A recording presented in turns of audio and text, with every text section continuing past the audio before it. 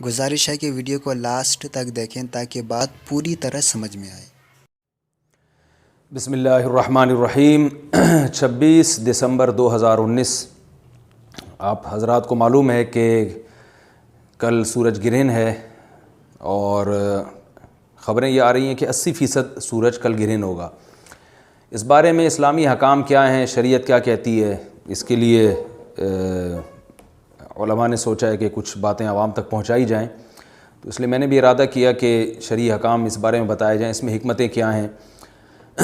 رسول اللہ صلی اللہ علیہ وسلم کے دور میں سورج گرہن ہوا ہے۔ آپ صلی اللہ علیہ وسلم کے نرینہ اولاد نہیں تھی، آپ کو اللہ نے اولاد دی اور آپ کے بیٹے کی موت واقع ہوئی۔ یہ ایک بہت بڑا حادثہ تھا اس وقت، کیونکہ عرب میں نرینہ اولاد کی بڑی ویلیو تھی۔ آپ صلی اللہ علیہ وسلم کو اللہ نے بیٹیاں دیں، بیٹا نہیں دی، اور بیٹا دے کے اٹھا لیا، تو ایک بہت بڑا واقعہ تھا، اور اللہ کی قدرت کے اسی دن سورج بھی گرہن ہو گیا۔ تو عرب یہ کہا کرتے تھے، زمانہ جاہلیت میں یہ بات مشہور تھی کہ کوئی بہت بڑا دنیا میں واقعہ ہوتا ہے تو سورج یا چاند گرہن ہو جاتے ہیں۔ اسی دن سورج بھی گرہن ہوا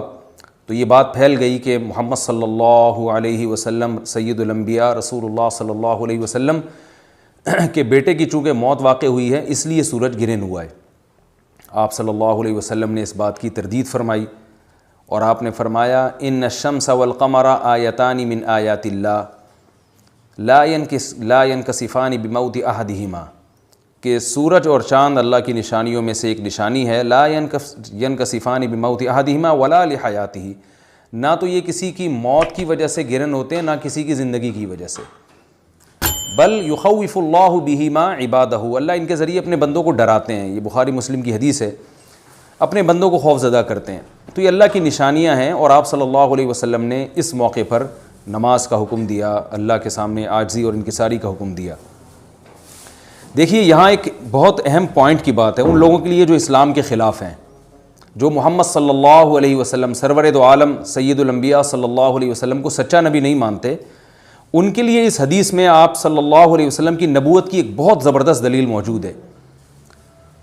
ایک واقعہ ہوا ہے آپ صلی اللہ علیہ وسلم کے بیٹے کی موت کا، اور عرب یہ ویسے ہی کہا کرتے تھے کوئی بہت بڑا دن ہوگا تو سورج گرہن ہوگا۔ تو کوئی بھی شخص جو جھوٹا نبی ہو، آپ خود بتائیے کہ کیا وہ ایسے موقع پہ اس واقعے کو اپنے حق میں کیش نہیں کرائے گا، اور وہ یہ کہے گا نہیں کہ میں تو پہلے ہی کہتا تھا کہ میں بہت بڑی شخصیت ہوں اور میرے بیٹے کی موت ہونا، ایک پیغمبر کے بیٹے کی موت ہونا ہے تو یقیناً یہ اس اللہ کی طرف سے ایک نشانیاں ہے، یہ نشانی ہے سورج کا گرہن ہونا، یہ بتانے کے لیے ہے کہ واقعی یہ بہت بڑا دن ہے، اور یعنی یہ بہت بڑا دن اس اعتبار سے کہ ایک نبی کے بیٹے کی موت واقع ہوئی ہے۔ لیکن آپ صلی اللہ علیہ وسلم نے یہ سب نہیں کیا، اور آپ نے بتایا کہ سورج اور چاند کے گرہن ہونے کا کسی کی موت یا زندگی سے کوئی تعلق نہیں، اور آج سائنس نے بھی ثابت کر دیا ہے کہ یہ ایک سائنٹیفک حقیقت ہے کہ جب زمین اور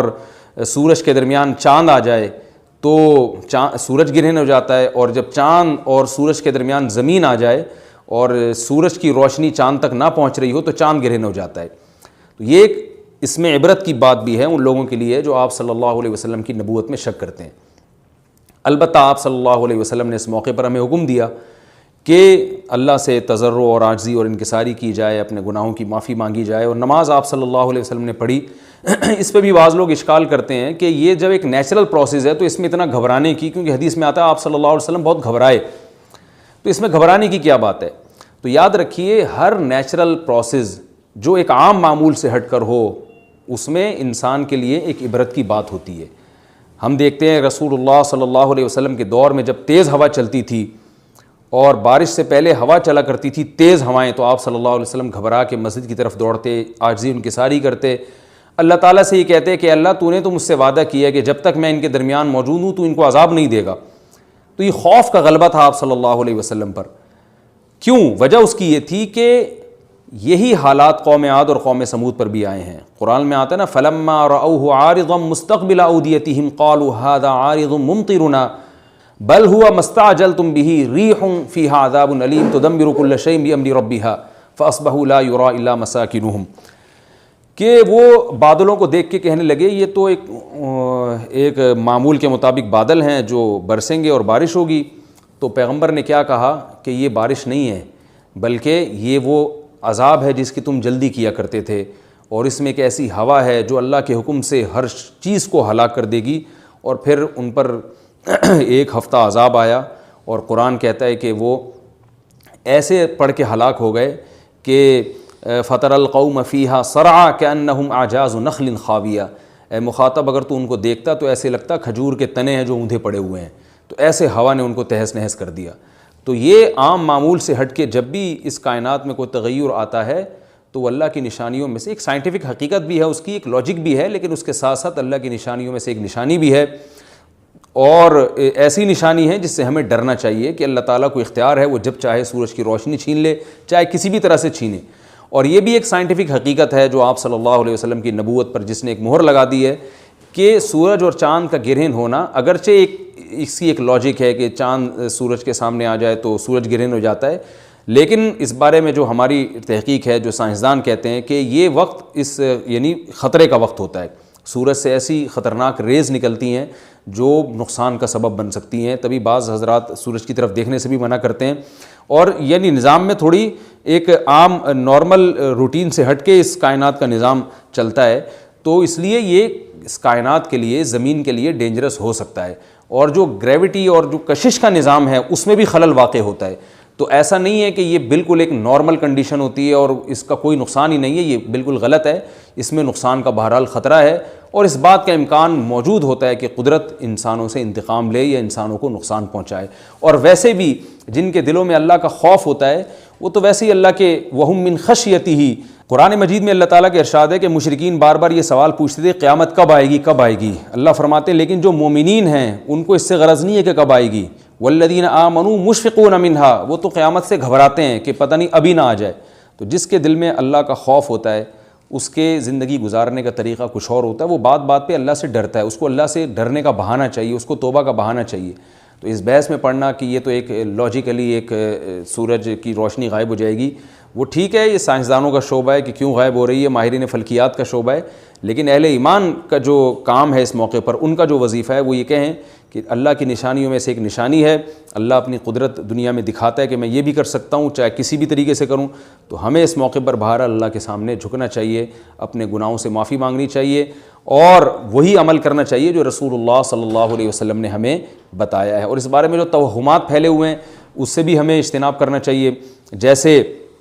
نبی صلی اللہ علیہ وسلم نے عربوں کے وہم کو دور کیا ہے، بھائی اس کا کسی کی موت اور زندگی سے کوئی تعلق نہیں ہے، تو اسی طرح آج کل لوگوں میں ایک سورج اور چاند گرہن ہونے کے بارے میں وہم بھی بہت ہے کہ پتہ نہیں کیا ہو جائے گا، حاملہ عورتیں نہ نکلیں، فلانا نہ کرے، اور فلانا خربوزہ نہ کھائے، اس موقع پر کسی نے تربوز کھا لیا تو یہ ہو جائے گا، الٹی الٹی باتیں پتہ نہیں کیا کیا مشہور ہیں، یہ خربوزے تربوز کی تو میں ویسے ہی مثال دے رہا ہوں۔